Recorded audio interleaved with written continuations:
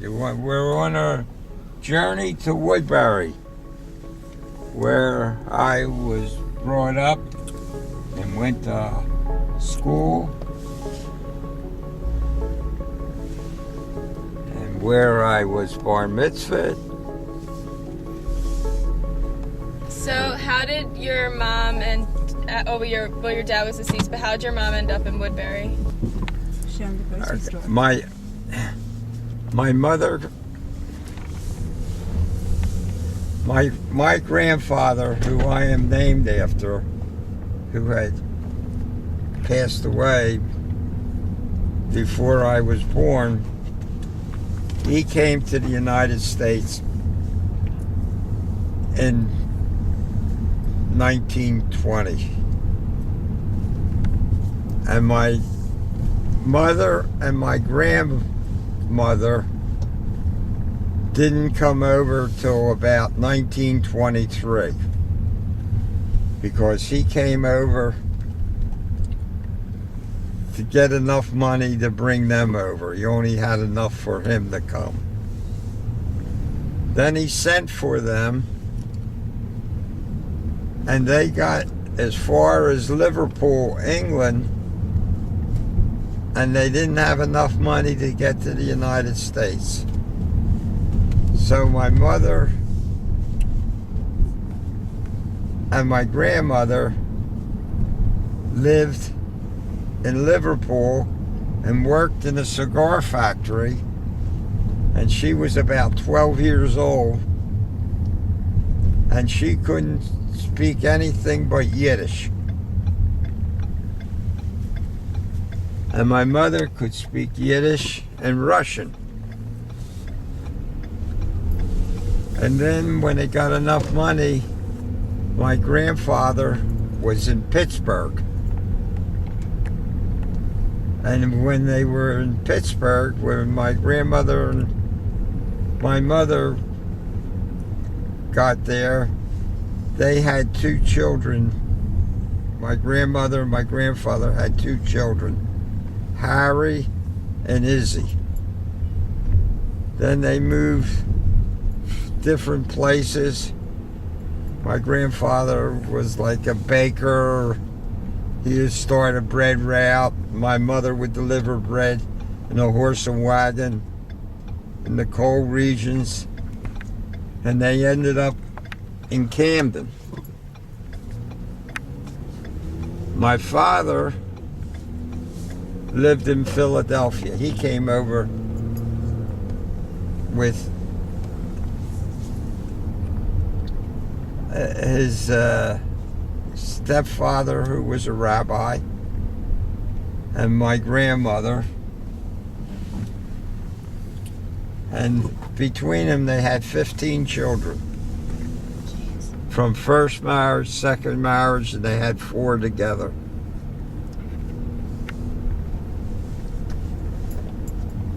And they were sort of, my mother and my father were sort of like distant relations. They came from the same shuttle. They were second cousins, I think. Second cousins. That's so weird. And then they got married in Camden at the Talmud Torah house on Hess Avenue, and that's where Selma, Janice, and I were brought up. And in that house, 3-bedroom house with 1 bathroom, was us 3 kids, my mother and father, my grandmother, and my Uncle Izzy.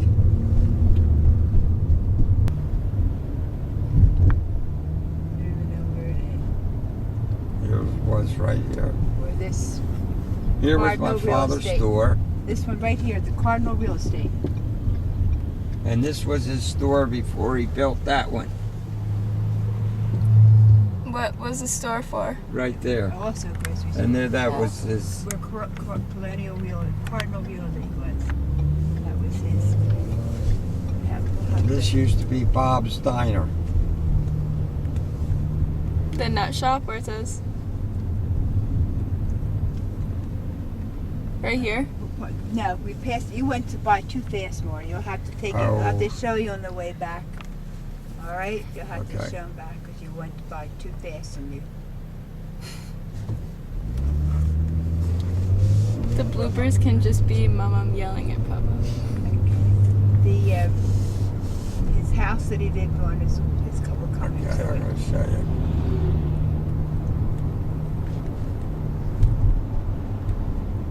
Du Bois. The next one is Hess. Don't get so excited. This is Hess Avenue. This is Hess Avenue.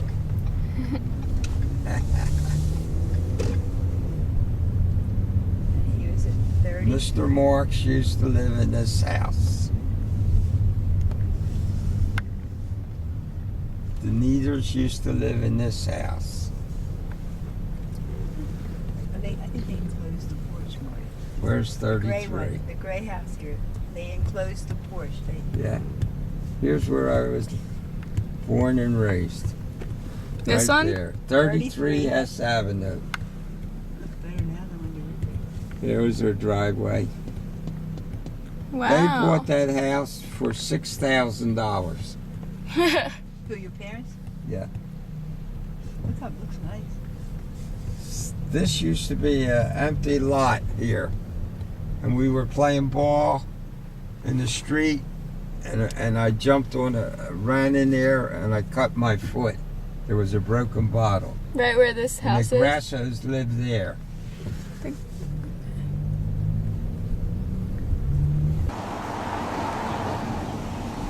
Do you hear voices on this? Yeah, go. This is where I used to live 70 years ago with my mother, my father, Selma and Janice, Uncle Lizzie, and my grandma. So how is it? Does it look different at all? Yes, they did a lot. It used to be a screened-in porch, and in the summertime we didn't have air conditioning. We all used to sleep on the porch to keep cool. Kids, Yeah. I used to walk when I went to junior high and high school. Used to walk from there. I used to walk from there all the way here. There's a car on this. Sometimes I'd ride my bicycle. I'd ride all the way, walk here.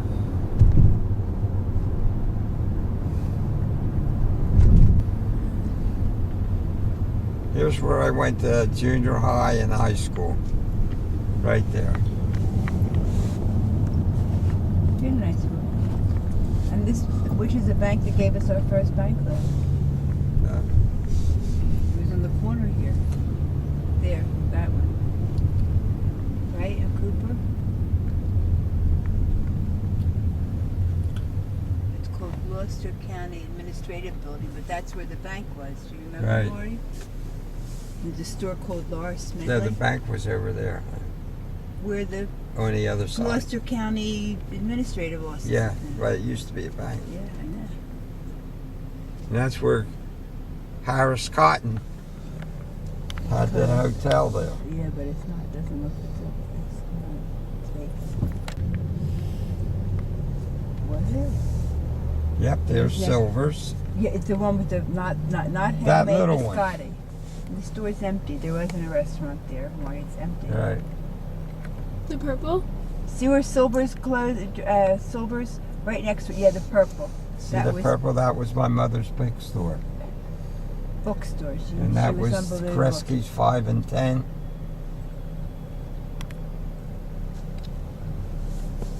And Center Street. Isn't that where the synagogue was? Like, what kind of people lived here?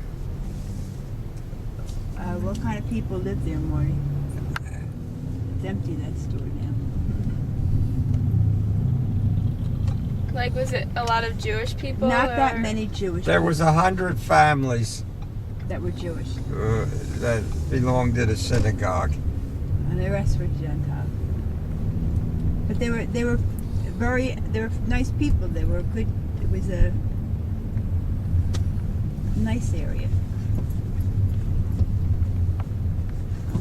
Here it is. Here's where I was bar mitzvahed. Right here.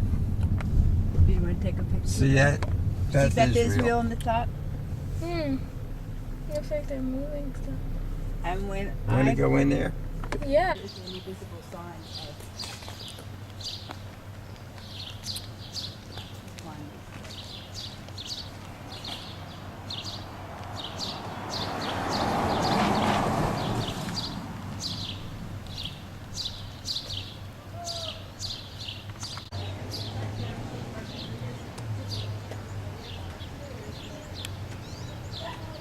So my understanding is that this building was sold to the Knights of Columbus. Right. And then after the Knights of Columbus, it was sold to Westwood Church of Christ. Okay. And I bought it from Westwood Church of Christ. Okay, and it's been my art studio since 1997.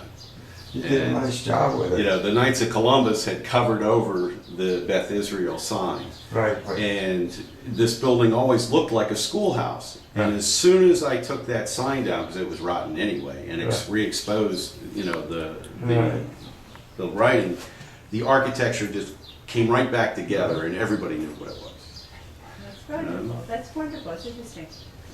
In the What kind of new art is it? synagogue, Or is it just a studio? it came from here, and then the new one they built, there was a plaque on the wall for the people that contribute $100 to build this synagogue.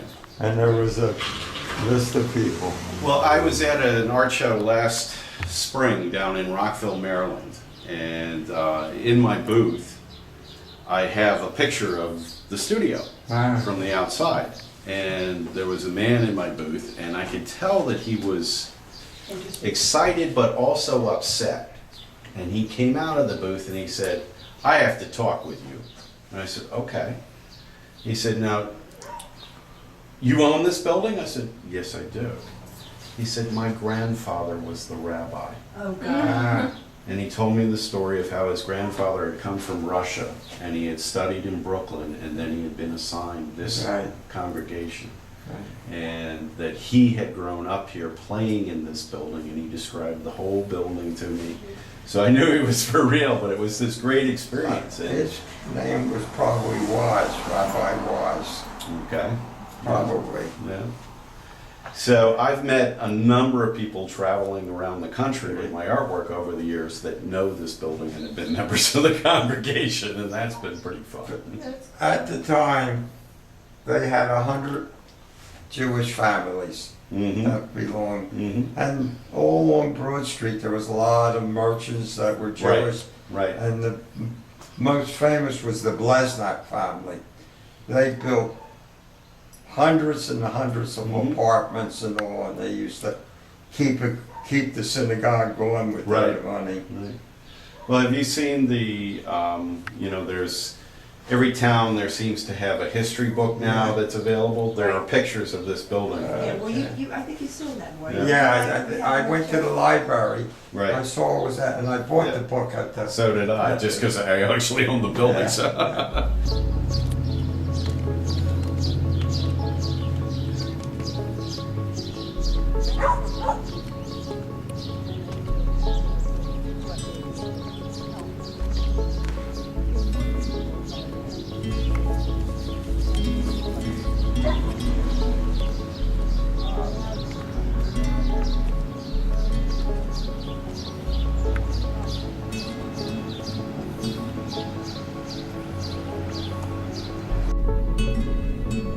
And they're fishing.